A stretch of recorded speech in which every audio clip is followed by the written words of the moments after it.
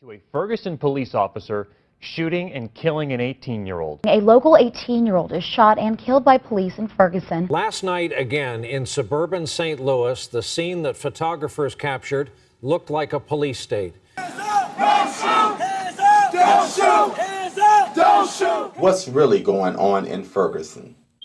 To put it mildly, what's going on here in the United States, where Ferguson, Missouri, is just one of many cities here in the U.S. where unrest and protest has occurred due to the police shooting of an unarmed black man. And certainly, this is something that has been going on for a while. While the incidents in Ferguson, Missouri basically set off a firestorm across the nation and world, as it opened the eyes of many as they said, enough is enough. The shooting of Michael Brown occurred on August 9, 2014 in Ferguson, Missouri, a suburb of St. Louis. Brown, an 18-year-old black man, was fatally shot by Darren Wilson, 28, a white Ferguson police officer. The disputed circumstances of the shooting and the result of protests and civil unrest has received considerable attention in the U.S. and abroad, and sparked a vigorous debate about the relationship between law enforcement and African Americans and the police use of force doctrine in Missouri and nationwide. Just the same, an African American woman by the name of Sandra Sandy Bland, who went to Texas for a job interview, was stopped for improper signaling a lane change, was yanked out of her car, forced to the ground, and multiple officers used excessive force to arrest her. She was charged with assault on a public servant. 72 hours later, she ended up dead in her cell while in police custody. She was against racial injustice. Along with the shooting of an unarmed black man and the killing of Sandra Sandy Bland and many other incidents across the country. As sad as it is, Ferguson is here in Atlanta, St. Louis, Boston, San Bernardino, Los Angeles, Cleveland, New York, South Carolina, Baltimore, Arlington, Texas. This year alone, every 9 days, an unarmed black man has been shot by police. In 2013, black men ages 16 to 25 were 4 times more likely than white men to be killed. While protesters marched, it wasn't without incident of looters, rioters, and other would-be criminals. It was sad to see the actions of a few people destroy a community with no regards to anyone's safety or concerns of the outcome. Like in other cities across America, peaceful protests and demonstrations were held, while at the same time there were some that were not so peaceful. There were those who truly marched for justice and to make a stance for the cause, and then there were those that, irregardless of the situation, decided to become destructive in their actions. Needless to say, people of all races came together for justice and equality for all. For an area such as Ferguson, the ripple effect that it had on the metropolitan area was not good, let alone the businesses that lost so much, especially to those they serve in the community and the surrounding areas. When we see the price of goods increase as a result of the actions of a few, we all pay for it. The jobs that were lost and the effect that it will have on those who depended on the income in which they received. It doesn't matter that this happened in Ferguson. It's happening all across the land where we live, where we work, where we play and enjoy and raise our families. There is no excuse for those who violated the law. There is no excuse for what happened, and for others to suffer as a result is inexcusable, just the same, while the actions of some does not dictate the actions of all. We all must find a way to stop the injustice, not only by law enforcement, but those who perpetrate the crimes against one another. Over the course of the year, we have watched and witnessed countless protests and statements that Black lives matter. Yes, they do, but all lives matter, irregardless of color. While this statement is true, there continues to be an increasing rise in Black-on-Black crime. Will and where we will see little in the way of people protesting within their own communities where these crimes are taking place, but rather on a larger front, protest and march on protesting the injustice of shooting of an unarmed black man. In any case, the injustice of taking a life is wrong, regardless of the race. So where do we go? How do we change that which is broken and destined to have so many people of one race disproportionately oppressed in a society where the rights of all are supposed to be treated equally and fairly? Do we go back to basics where the family is responsible for raising their kids? However, since so many of our family structure has been broken to a point that many of our men, our black men, are MIA, missing in action, how do we pull it back together? Our real concern should be, how do we change the injustices that have occurred? How do we correct the system that so many feel that is unfair to so many? What has been taking place over several years will not be solved in a matter of days or months. Once each and every individual look within themselves to make a difference, regardless of race, then can we begin to make a difference. People will need to look within themselves to want to make a difference, to change that comes from within. However, as long as people see the system as biased, bigotry, unfair, and prejudice against any group of people, we will continue to have these same issues. I employ all of you that are watching this documentary, this telecast, that you look within yourselves and ask the question, what is it that I can do to make a difference, to make a change? Can I change from within? And the answer is yes. But again, it only begins with you, and you. This is Straight Talk with Roger Hunt Unscripted. I am your host.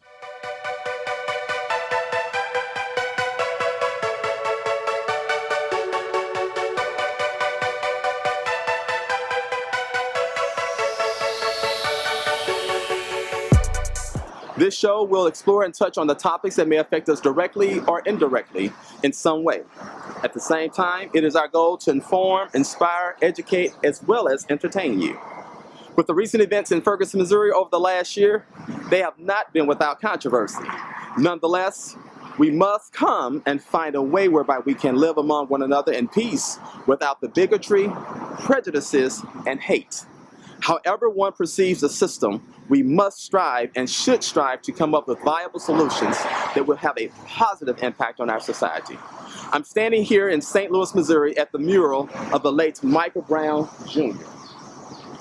By the way, this episode focuses on Ferguson, Missouri, but more specifically, Ferguson as it relates to various areas here in the United States. So as to say, what's really going on in Ferguson? What's going on with our society and the people that live among us. This documentary will focus on some of the events that have occurred over the past year, not just here in Ferguson, but all across our country. Ferguson, as we know it, may be here in Atlanta, Georgia, St. Louis, Missouri, Aberdeen, Texas, San Bernardino, California, Boston, New York, you name it, it's everywhere. I guess first thing we're going to talk about is, it's a year later with the Mike Brown situation. And I guess the first question I ask everybody is, do you think that things are getting better or worse in the city? They're getting worse. Just for the simple fact that, the police nowadays, they, it's basically like a slave catcher back then that was on a horse, and a slave catcher now that's just driving with motors in their cars. You know what I mean? It's, they killing our people and shooting them without any reason or fear of doing it.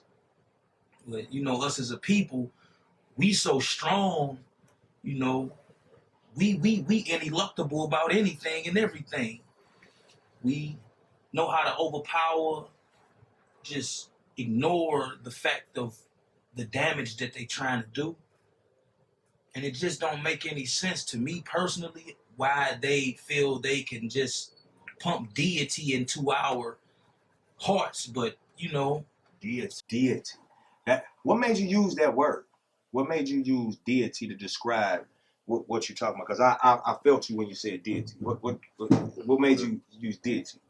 Because, you know, it's a fear-mongering thing, man, that they trying to express upon us and make us believe.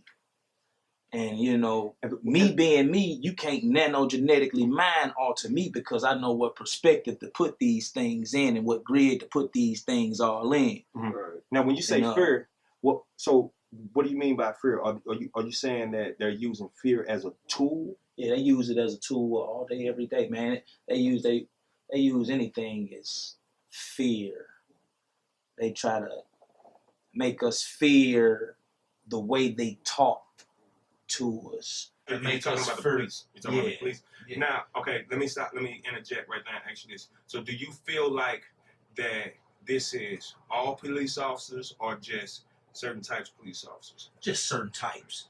It's just certain police officers. Okay. You got some that are very cool and some that are check the other ones that are out of line. Yeah. Join us here on the AIB Network Thursday nights at 8:30 p.m. for a straight talk with Roger Hunt Unscripted. Host Roger Hunt will explore the lives of others in many arenas of our society with discussions that will inform, inspire, encourage, and enlighten those who we interact with in our daily lives. Featuring hot topics in the news, experts in their field, intimate interviews, and great entertainment. Join us for Straight Talk with Roger Hunt Unscripted on the AIB Network Thursday nights at 8:30. At this point in time, a year afterwards, the mentality is not even just on the police. You know, the lifting of certain mandates and prohibitions that y'all may not know about. You know, prior to the Mike Brown thing, y'all know these gun mandates or gun bylaws or whatnot were real strict as far as who can walk around with a gun and who can't. Right. You know, and at what point do you lose your constitutional right?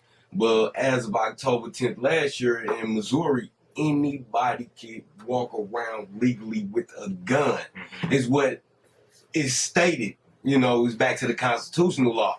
Now, without people knowing this, you got a whole bunch of people still getting shot for having guns when legally, Constitution, they're allowed to. So basically, you're saying it's a sense of entrapment. It's more than a sense of entrapment, because also with them passing, you know, lifting the mandates, you got other people who are using the fear of the terrorists, mm-hmm. of the homeland terrorists, mm-hmm. as a reason in which they should be able to openly bear guns and shoot. Yeah. You know, go ahead. One point in time, it was to shoot to immobilize a suspect, shoot to take down a suspect. Mm-hmm. Now even if you were a security officer, you talk shoot to kill. Yeah. Hello, this is Roger Hunt for Straight Talk with Roger Hunt Unscripted. I'm in the home of none other than Miss Courtney Hake. I got that right? Yes. And we're going to continue our conversation on Ferguson, Missouri. More importantly, what's really going on in Ferguson. And as we've been discussing with other members and community citizens and residents, Courtney is actually a resident of St. Charles, Missouri. But at the same time, I wanted to get a perspective from someone not necessarily living in the Ferguson, Missouri area, but also you're in the St. Louis metropolitan area. St. Charles, Missouri is probably 15, 20 minutes just west mm-hmm. of the Ferguson, Florissant area. So when all of this happened last year, what was the persona from an area outside of Ferguson, but in St. Charles? Mm-hmm. What was the perception, as you would say, from residents out in the St. Charles area? It was scary. It was kind of frightening. We don't know the area very well. We don't really know the people from the area, and we don't know how they're going to retaliate with what's going on. So we didn't know if it would make its way out to St. Charles or if it would just stay where it was. At first it was just kind of, it's a bad situation, and then it slowly got worse. So being in St. Charles, we weren't terribly affected by it. Okay. So as far as, like I said, it's been a year and what have you, and the talk is, black on black crime, because we protest the police shooting of an unarmed black man for whatever reason, and whether people perceive it as being right or wrong, injustice, immoral, criminal acts of what Mr. Wilson did. But the perception, again, was viewed, and comments, I've had comments directed toward me as far as, well, he probably deserved it. And when I say this, and I'm only saying it because I have another race here in front of me, a Caucasian woman here in front of me, and what have you heard, in regards to any type of stereotyping, of other people, bigotry, prejudice, or what have you? I think it's safe to say, you do hear the prejudice talk. You do get a lot of, stereotypes coming out from the situation. Being far away from it, you don't really know what's happening, to be honest. So how does that, with you, because I know you're in an interracial relationship, so did that affect you in your decision to date a black guy, and I'm just throwing that out there though, but did it affect your decision, or? It didn't, but it slowly does affect my family. Okay. Bringing that into my family, they have a firmer view on how things should be. So, they are a little bit leery of it. Okay. But getting to know the person, getting to know the situation, definitely opens their eyes to what the truth is. Got you. Now, if you can tell the people just one thing, what do you think it would take for us to make a difference, to make a change in the way, I would say, even with law enforcement, the approach, and not just an African American, but any race of people? What would you say to a community as far as trying to make a change when it regards to law enforcement? I would say no matter what you do, it's always going to affect everyone. You have to really look at how it affects not only you, but your family and their family and everyone in your community.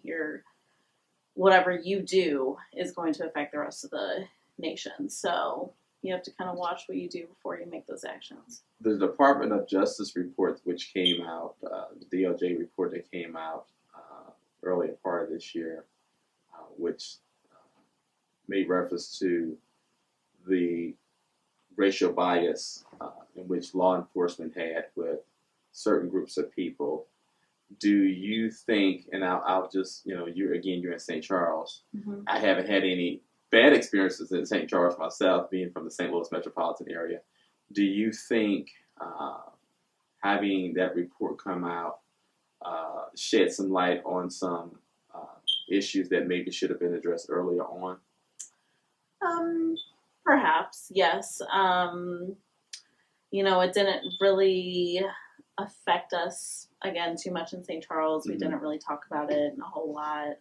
But from my side of things, in an older generation, yes, it could have, been more of a talk. But I think with my generation coming into this, we're more open about these things and more understanding of the future and how it could be. So. Okay. How do you think it could be? I mean, with race and in regards to racial relationships, and trying to bridge the gap.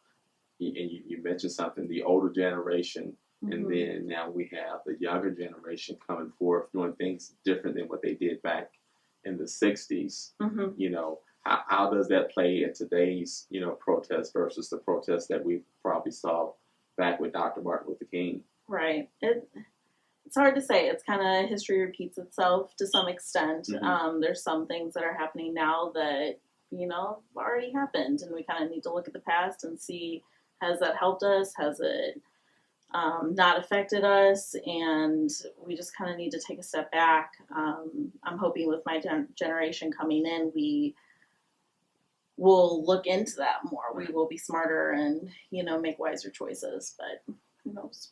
Okay. What would you tell the people as far as, you know, going forward, you know, as far as trying to live in harmony, peace? What advice would you give a community? And again, Ferguson, not meaning just Ferguson, Missouri, but Ferguson across the country, because this set off a firestorm across our nation. Right. And each time, subsequently, after this happened, there were other incidents around the country. Mm-hmm. But because we have the power of social media, Mm-hmm. you know, having vivid images of what's going on, and people being bitter and angry at what they see, because if it happens here, it's going to happen somewhere else, and it's just a matter of time. And once we see those images, how do we change? How do we, you know, again, individuality, how do we change or begin to make change so that we can live in harmony? I think looking forward in our lives and seeing how this is going to affect our kids and our kids' kids, and just seeing, you know, if I make this one bad choice, how is this going to affect the rest of my life? And, you know, my family. And like I said, again, just looking to see how it's going to affect the rest of the community, because I'm big in, you know, one little thing can spark a whole series of bad events for a nation. So do you think it's healthy that we sit down and begin those conversations and try to come out to some common solution and ground? yeah, I think so. I think looking at law enforcement and then looking to the people and seeing, you know, what type of agreement can we come to, or how can we help? I think it is a two-way street, and they need to kind of decide, you know, looking forward, what we can do to better the situation. Okay. One of the things that a question was asking me, and they didn't want to come on camera for an interview, but however, the question was asked if whether or not black on black crime, you know, where you see the protests for one incident, but not for the black on black crime that happens in the various communities. What do you say to that, Laura? You know, I'm not really knowledged enough in it, honestly, Okay. to answer any questions about it. I don't really know, to be honest. Okay. So Okay, that's fine. That's fine. But I do appreciate you, you know, offering your time and Sure. coming on the show, and, you know, and giving your thoughts and your views and opinions on that. Courtney, appreciate you so much, and we do hope that things will get better and improve here, not only in the St. Louis metropolitan area, but also across our country as well, as, you know, we begin to heal and look for viable solutions in making things work, and that we work as a country of unified peace for one another.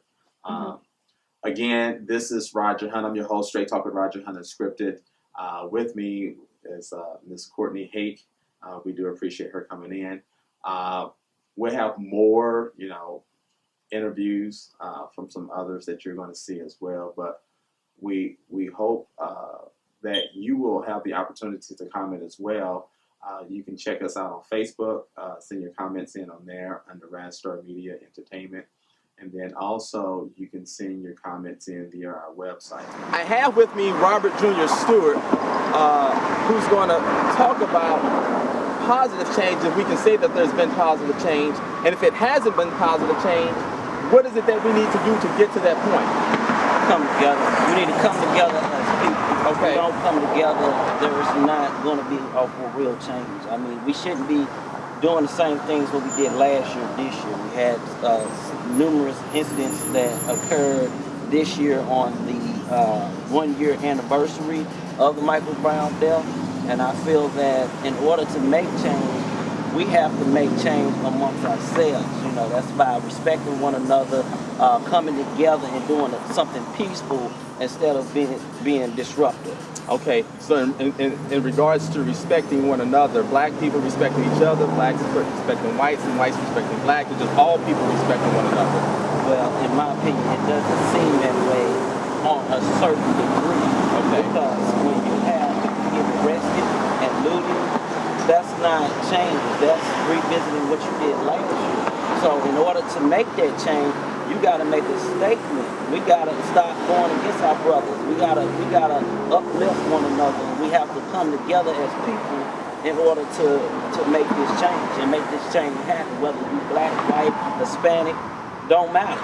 You know. So what is it that, you know, the DOJ report came out, Department of Justice report came out, and a lot of, you know, and not only just with Ferguson, but some of the other municipalities that report looked at as far as the racial bias that it saw in various municipalities, the profiling and the pulling over of certain classes of people, groups of people. That should have been addressed a long time ago. Because I know just people that look like me, I kind of can get away with it just a little bit, but I experienced the same thing as your skin, you know. But we as people, we gotta approach the situation differently. We gotta say yes sir, no sir, yes ma'am.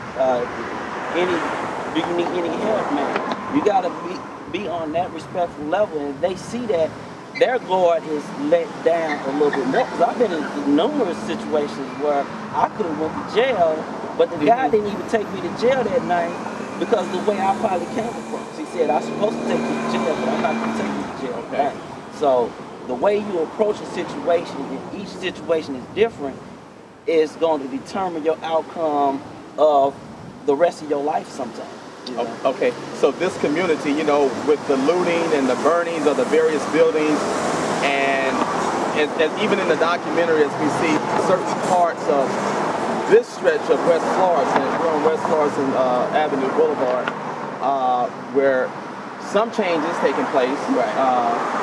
Ground Zero, the Quick Trip was burned down, which is a few doors down from us, and a couple other businesses that were destroyed. Some positive things are going up in some of the sites. Some of the businesses will rebuild, and then unfortunately some of them will not rebuild. What do you say to a community that once had services? Because in my documentary that we reported on is that people that depended on those businesses no longer have those businesses to do what they need to do, especially the elderly that may say this is close proximity to where I need to go to do business, and now they maybe have to go 4 or 5 miles to go somewhere else. What do you say to those people who lost so much in such a short period of time? Keep the faith. You gotta have faith. If you don't have faith is something unseen, but you gotta have a positive outlook on everything because something's gonna break through. Okay, and with that, again, our civic leaders here in Ferguson, Missouri, and unfortunately they weren't available, you know,